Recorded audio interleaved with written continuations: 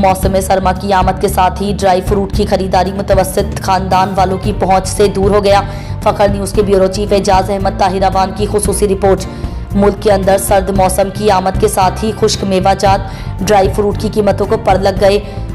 Dry fruit की कीमतों में होशरबा इजाफा हो गया है, जिसकी वजह से ये मुतवस्सित तबके की खरीदारी अब पहुँच से कोसों दूर हो गए हैं। शहर कराची की ड्राई फ्रूट मार्केट में चिलगोज़ा 14,500 रुपये फ़ी किलो, बादाम छिलके वाला 1,400 रुपये फ़ी किलो, अखरोट 1,000 रुपये फ़ी किलो और पिस्ता 3,000 रुपये फ़ी किलो तक फ़रोख्त हो रहे हैं। और खुश मेवाजात की चंद आम अक़साम और उनकी कीमतें दर्ज झेल हैं। आइए सब मिलकर एक नज़र डालते हैं।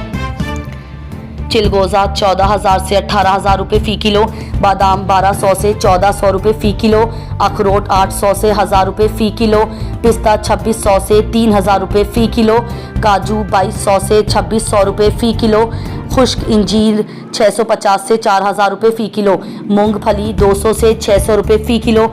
ये कीमतें मुख्तलिफ मार्केटों और मयार के लिहाज से तब्दील हो सकती हैं। मज़ीद बरा दरामदी अखराजात, मौसमी असरात और तलब व रसद में फ़र्क भी कीमतों में इजाफे का बाइस बनते हैं।